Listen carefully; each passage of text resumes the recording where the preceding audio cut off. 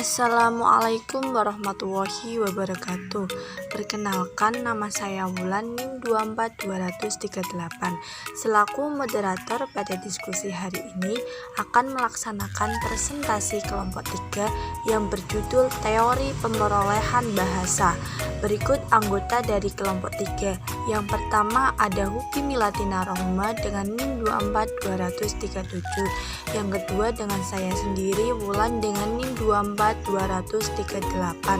Ini pembahasan ada 6. Yang pertama yaitu pengertian pemerolehan bahasa, yang kedua proses pemerolehan bahasa, yang ketiga tipe pemerolehan bahasa, yang keempat macam-macam teori pemerolehan bahasa, yang kelima faktor penentu pemerolehan bahasa, yang keenam ayat yang berhubungan teori pemerolehan bahasa. Yang pertama, pengertian pemerolehan bahasa.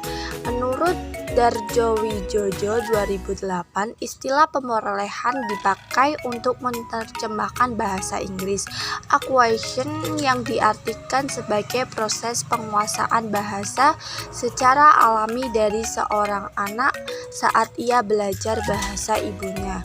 Yang kedua, menurut Ahadiyah S. dan kawan-kawan dalam 1997, memperolehan bahasa kedua adalah proses saat seseorang memperoleh sebuah bahasa lain setelah lebih dahulu ia menguasai sampai batas tertentu bahasa pertamanya. Yang kedua adalah proses pemerolehan bahasa. Menurut Kresen dalam Ahadiyah S. dan kawan-kawan, untuk anak-anak, bahasa kedua adalah hal yang lebih banyak dipelajari daripada diperoleh.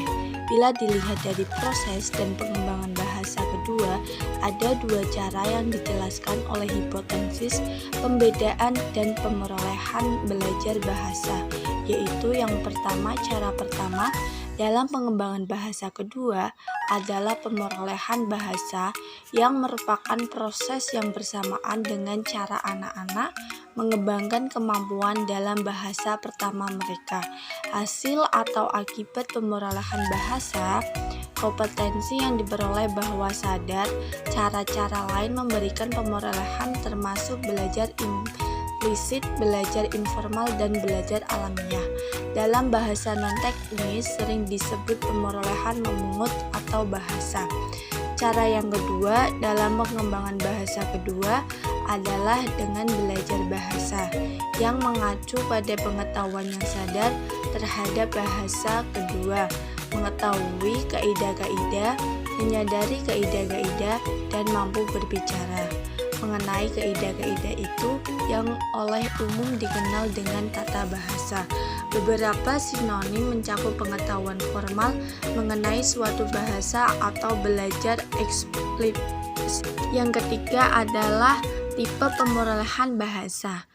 Ellis dalam Keir 2002.242 menyebutkan adanya dua tipe pembelajaran bahasa, yaitu tipe naturalistik dan tipe formal dalam kelas. Yang pertama, tipe naturalistik bersifat alamiah, tanpa guru dan tanpa kesengajaan pembelajaran berlangsung di dalam lingkungan kehidupan bermasyarakat. Dalam masyarakat bilingual dan multilingual, tipe naturalistik banyak dijumpai. Belajar bahasa menurut tipe naturalistik ini sama prosesnya dengan pemerolehan bahasa pertama yang berlangsungnya secara ilmiah, sehingga pemerolehan bahasa yang dihasilkan antara anak-anak dan dewasa berbeda. Yang kedua, yang bersifat formal berlangsung di dalam kelas dengan guru, materi, dan alat-alat yang sudah dipersiapkan. Pembelajaran bahasa dalam tipe ini dilakukan dengan sengaja atau sadar.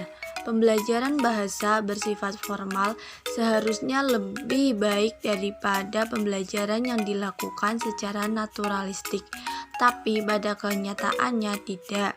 Terdapat berbagai penyebab atau faktor yang memengaruhi dalam proses pembelajaran bahasa. Macam-macam teori pemerolehan bahasa. Yang pertama, teori behavioral. Teori behavioral adalah teori yang lebih menekankan pada kebiasaan. Teori yang dikembangkan oleh B.F. Skinner ini berpandangan bahwa pemerolehan bahasa anak dikendalikan oleh lingkungan. Artinya, rangsangan anak untuk berbahasa yang dikendalikan oleh lingkungan itu merupakan wujud dari perilaku manusia. Menurut kaum behavioris, anak-anak lahir dengan potensi belajar dan perilaku mereka dapat dikembangkan dengan memanipulasi lingkungan. Dengan penguatan yang benar, kemampuan intelektual anak dapat dikembangkan. Yang kedua, teori maturasional. Teori maturasional merupakan teori yang menekankan pada kesiapan biologis individu.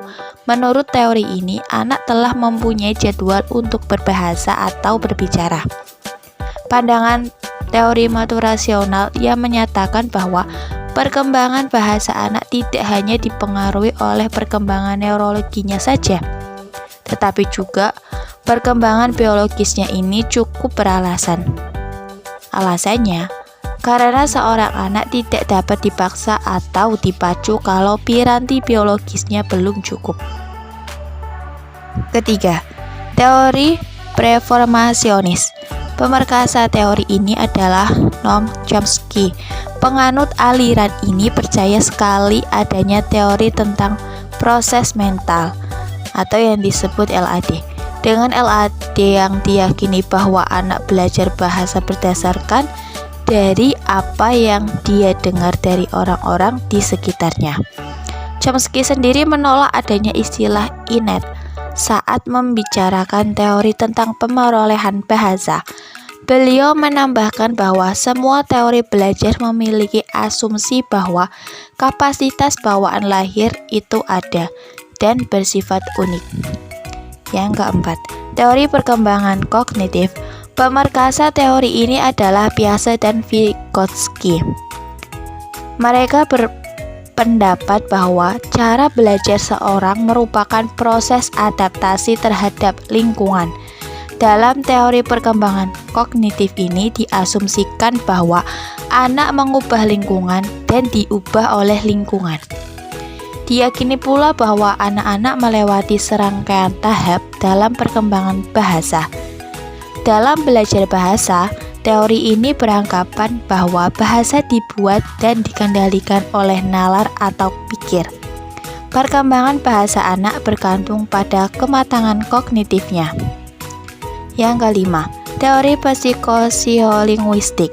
Teori psikosiolinguistik menekankan pada interaksi aktivitas dasar sosial dan aktivitas intelektual dalam berbahasa.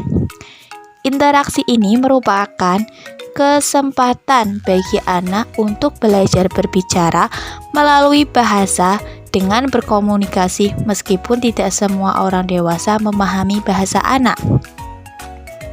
Teori ini lebih menekankan pada pragmatik karena berhubungan dengan dimensi sosial bahasa.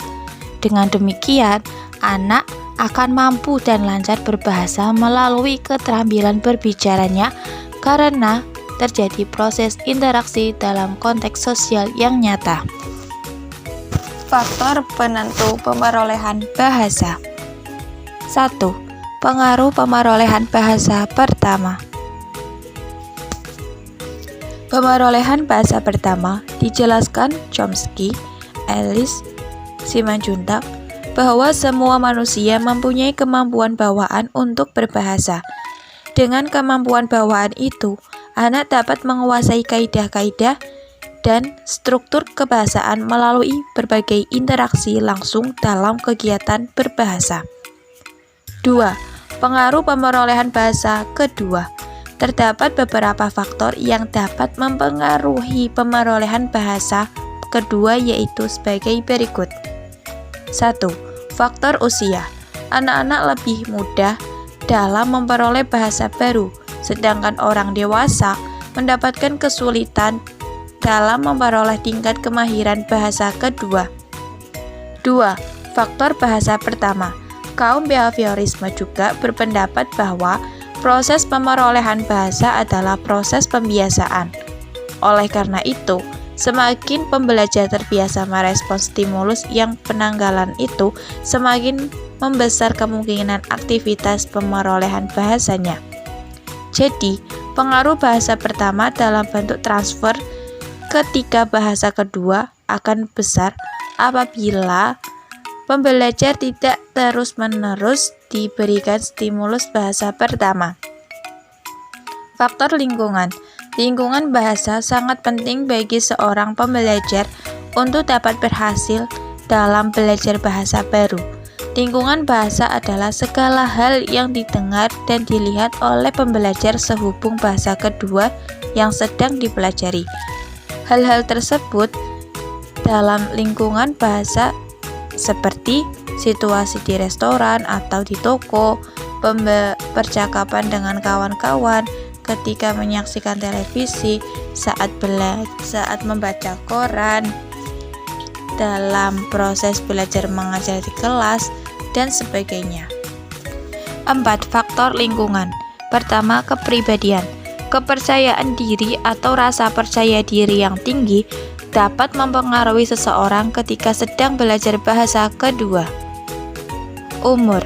Umur anak mempengaruhi penampilan bahasanya. Anak yang usianya lebih muda akan lebih berhasil dalam belajar bahasa pertama.